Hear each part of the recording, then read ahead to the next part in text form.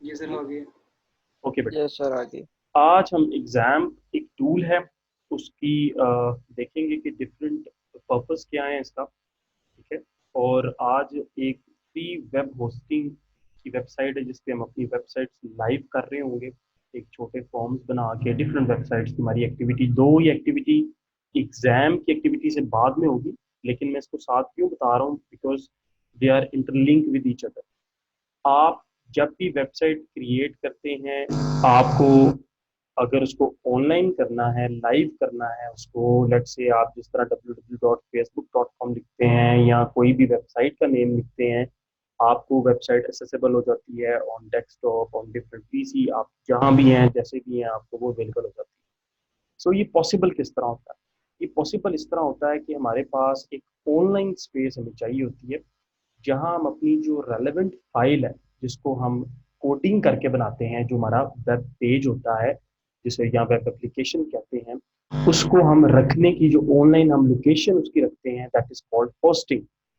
Hosting का क्या होता है, डिफरेंट वेबसाइट्स हैं जो होस्टिंग प्रोवाइड करती हैं। ये जो वेबसाइट आपको हम जो यूज करते हैं लर्निंग पर्पसेस के लिए, टेस्टिंग पर्पसेस के लिए, ये बेसिकली 000 वेब होस्ट है।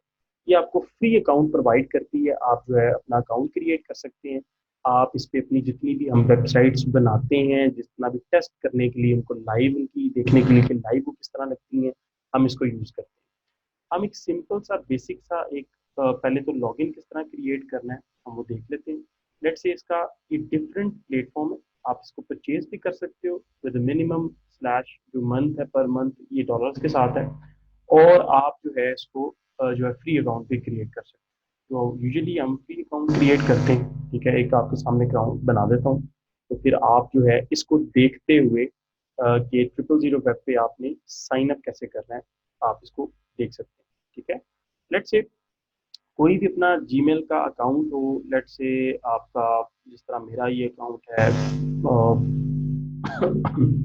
मैं इसको यूज करता हूँ। पासवर्ड जो है वो कोई भी आप 6 कैरेक्टर लॉन्ग होगा आपका, ठीक है, वो आप इसको दे सकते हैं और साइन अप का ऑप्शन कर देते हैं। आप इसको फेसबुक के थ्रू भी कर सकते हो या डिफरेंट जो है ना आपकी एक्टिविटी जो है ना आप उसके थ्रू भी कर सकते हो, जो डिफरेंट सोशल मीडिया के प्लेटफॉर्म। अच्छा, आप जब इसको साइन अप करोगे ना, जो मेरा चूंकि पहले से ही अकाउंट क्रिएटेड है इस पे, तो इसने क्या किया है, मुझे मेरे लॉगिन कर दिया मुझे और उसको होम पेज पे ले आया। ठीक हो गया। आप जब इस पे लॉगिन करोगे तो आप साइन अप करोगे तो आपकी चूंकि फर्स्ट टाइम इस पे इंट्रैक्शन होगी, तो आपको एक ईमेल लिंक में आ जाएगा, आपके जीमेल के अंदर ना आपको लिंक आ जाएगा। आप बेटा उस लिंक पे जाओगे, क्लिक करोगे और आपका अकाउंट क्रिएट हो जाएगा। ठीक हो गया। अच्छा, अब इसमें आपके पास मल्टीपल जो है ना वो वेबसाइट्स बनाने की जो है ना ऑप्शन अवेलेबल होती है। फॉर एग्जांपल मेरे पास ये दो मैंने पहले डेमो वेबसाइट्स बनाई हुई हैं जो कि इस पे लाइव है। ठीक है, जिसमें अचीव्ड का मतलब ये होता है कि इसको चूंकि कहीं ट्रैफिक नहीं थी, इसको यानी टेस्टिंग पर्पजेज के लिए दोनों क्रिएट की थी, तो ये दोनों जो है इसने क्लोज कर दी। क्योंकि अगर इसमें जो है 30 डेज तक जो है अगर कोई वो नहीं होती, इंट्रैक्शन नहीं होता, आप लॉग इन नहीं करके देखते, तो आपकी वेबसाइट जो होगी वो कंप्रेस हो जाएगी, ठीक है, अचीव्ड हो जाएगी, यानी उसकी अवेलेबिलिटी नहीं रहेगी, वो लाइव नहीं रहेगी। लिंक प्रोवाइड कर दूंगा जहाँ से आप ये डाउनलोड कर सकते हैं। ठीक है। आप इसको एग्जाम जब गूगल पे लिखोगे तो आपका जो वर्जन है, लेट्स से फॉर एग्जांपल आपका 64 बिट ऑपरेटिंग सिस्टम है या आपका जो है वो 32 बिट वर्जन है, तो आपने उसके मुताबिक बेटा इसको इंस्टॉल करना है। इसकी इंस्टॉलेशन इंतहाई आसान है। जिस तरह आप कोई गेम करते हो या कोई भी स्काइप करते हो या कुछ भी करते हो, आप सेम वैसे ही है।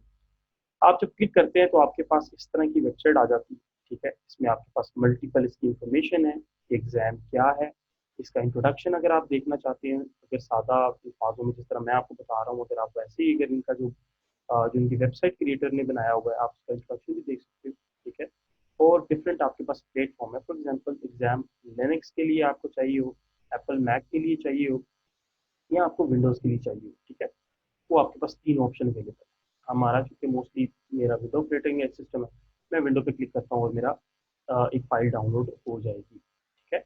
लेट्स से अगर मैं इसको क्लिक करता हूँ, मेरे पास एग्जाम का डाउनलोड सोर्स आ जाता है और मेरी ये डाउनलोडिंग स्टार्ट हो जाती है। 149 MB का है, वेरी सिंपल इजी है, कोई मसला नहीं है, इंस्टॉलर डाउनलोड हो जाएगा। जब डाउनलोड हो जाएगा तो उसको डबल क्लिक करोगे तो सिंपल इंस्टॉलेशन स्टार्ट हो जाएगी।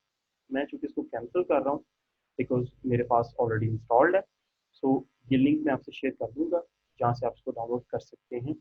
ये डाउनलोड जब स्टार्ट हो जाएगी आप इसको डबल क्लिक करोगे, इंस्टॉलेशन स्टार्ट हो जाएगी इसकी, और आपने फर्दर जो है इसको देखते रहना है। बिल्कुल सिंपल, नेक्स्ट नेक्स्ट करके आपने सी ड्राइव में इसको स्टोर करवा।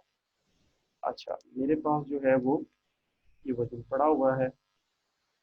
आप जब इसको इंस्टॉल्ड हो जाएगा तो आप इसको सर्च कर सकते हैं अपनी सर्च बार के अंदर, उसमें इसका नाम एग्जाम करेंगे तो इस तरह का आइकन आपको शो हो जाएगा। ठीक है, आप जब डबल क्लिक करोगे इसको तो ये आपको स्क्रीन पे सामने नजर आ जाएगा। ठीक है।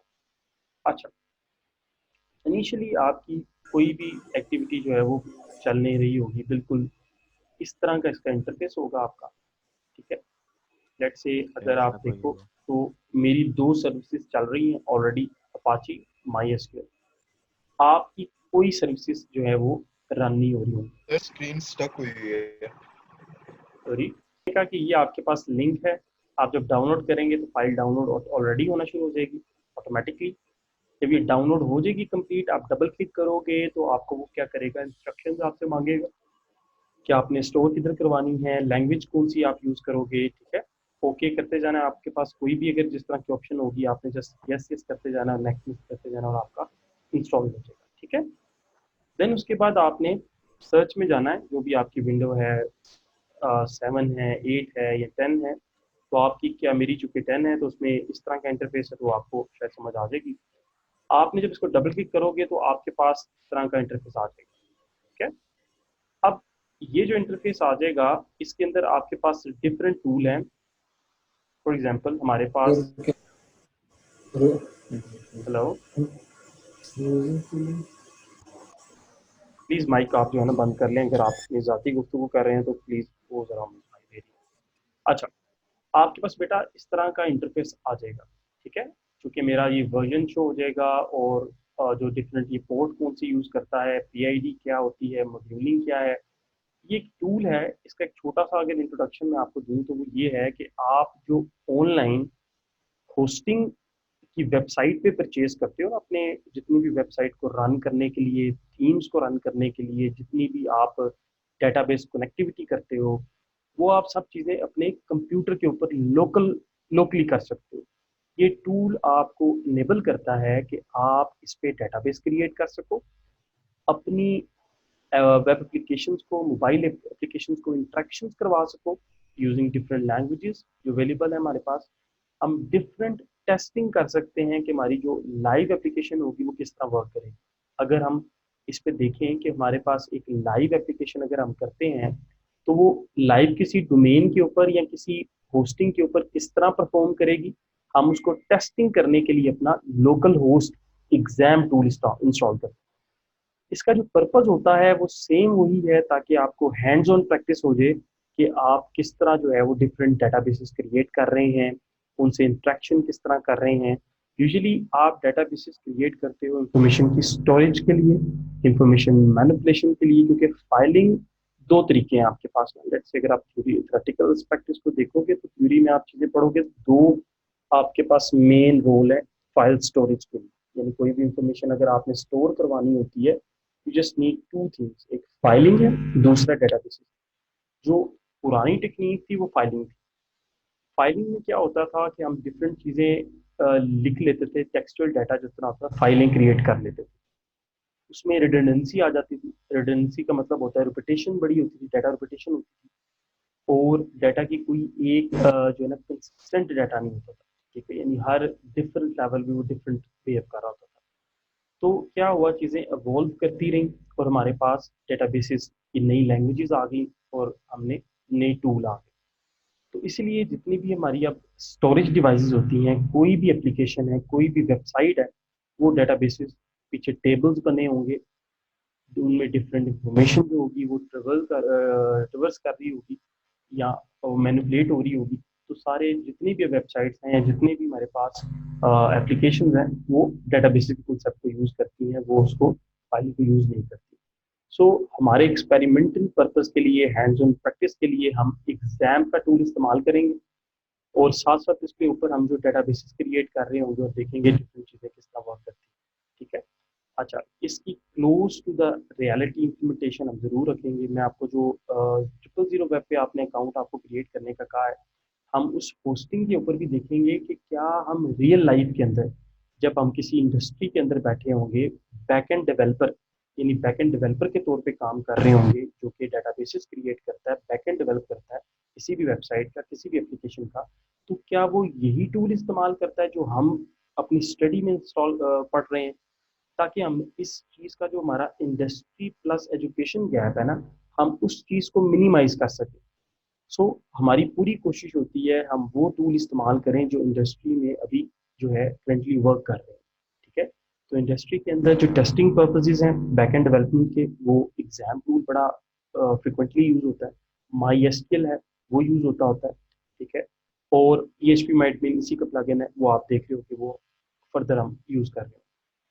इसी तरह जब हम ऑनलाइन होस्टिंग परचेज करते हैं, उस होस्टिंग के ऊपर अगर आपने डेटाबेस क्रिएट करना होता है, तो क्या होस्टिंग की जो डेटाबेसेस क्रिएशन होती है, मेरे पास डिफरेंट होस्टिंग्स पड़ी हुई हैं क्लाइंट्स की, मैं आपको वो भी ओपन करके दिखा दूंगा। आप उसमें देखो कि जो डेटाबेस हम इस पे क्रिएट करेंगे इस टूल पे, और जो ही मैकेनिज्म जो स्टेप्स हम इस पे कर रहे होंगे, सेम स्टेप उस करंट जो 2020 के अंदर यूज हो रही है होस्टिंग, जो उस पे भी सेम वही स्टेप्स होंगे। आप वो सारे स्टेप्स यूज करके सेम वही अचीव करोगे जो हम अल्टीमेटली इस पे हैंड्स ऑन प्रैक्टिस कर रहे हैं। सो इस टूल का पर्पस आप समझ गए, इसकी इंपॉर्टेंस आप समझ गए कि क्या इंपॉर्टेंस है। ये आपका सेम वही टूल है जो बैकएंड डेवलपमेंट के लिए आप इस्तेमाल कर सकते हैं। अब सवाल ये होना चाहिए कि सर क्या हम इसको सीख के, पढ़कर, इसमें अगर हम अपनी सेल्फ लर्निंग से इस बेसिक कोर्स के जो इस टच करके फर्दर अगर हम इसमें एडवांसमेंट चाहते हैं, तो उसके लिए क्या पर्पस है? उसके लिए इंतहाई आसान ये है कि आप डेटाबेसिस के एक कोर्स होता है इंट्रोडक्शन टू डेटाबेसिस, जो आप आगे पढ़ोगे अपने गालिबन 3 सेमेस्टर में, 3rd सेमेस्टर में, वो पूरा कोर्स डिपेंड ही इसी पे करेगा।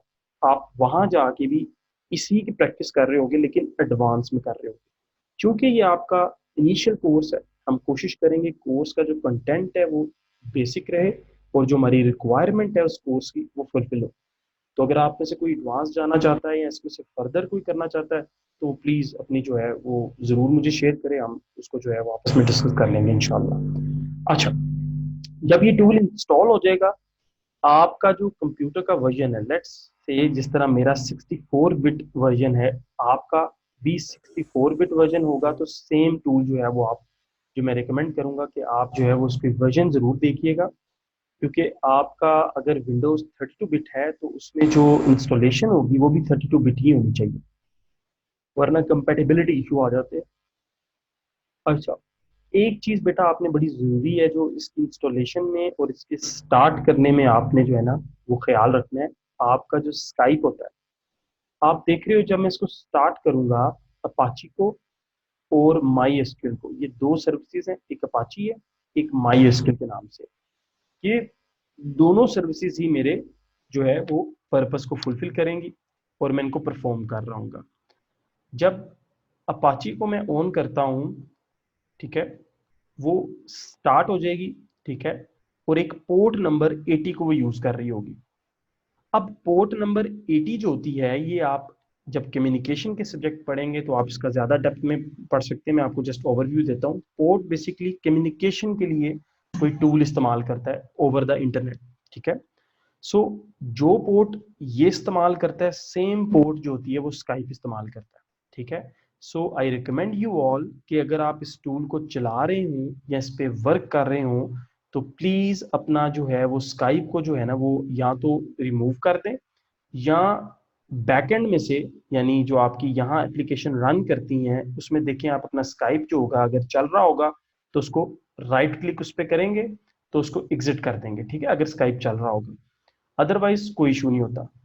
होगा क्या कि जब इसको रन करोगे तो पोर्ट 80 के इशू आएंगे, क्योंकि पोर्ट 80 अवेलेबल नहीं होगी, सेम पोर्ट पहले से ऑक्युपाइड होगी स्काइप के थ्रू, तो ये क्या करेगा, ये इशू करेगा, ठीक है, तो ये स्टार्ट नहीं होगा। तो प्लीज मैं ये कहता हूँ जब आप इंस्टॉल कर लोगे तो कोशिश करो कि आपका स्काइप जो है वो ऑन नहीं होना चाहिए, ना तो बैक एंड पे ना फ्रंट एंड पे, ठीक है। यहां से भी इसको क्लोज कर लो और इसको फ्रंट एंड पे अगर ओपन है तब भी इसको बंद कर लो स्काइप को। उसके बाद हम माई एसक्यूएल, पहले हम अपाची ऑन करते हैं, जब ऑन होगा तो वो ग्रीन सर्कल आ जाएगा, हाईलाइट हो जाएगा, पीआईडी प्रोसेस आईडी इसको मिल जाएगी और पोर्ट आईडी इसको मिल जाएगी, ठीक है। माई एसक्यूएल उसके बाद हम ऑन करेंगे। माई एसक्यूएल वो सर्विसेज हमें प्रोवाइड करती है जो कि हम डेटाबेसेस क्रिएट कर सकते हैं और डेटाबेसेस के साथ जो है वो मैनिपुलेशन कर सकते हैं, उनको यूज कर सकते हैं। जब मैं इसको क्लिक करता हूं तो ये भी स्टार्ट हो जाता है और इसका भी डिफरेंट प्रोसेस आईडी इसको असाइन हो जाती है।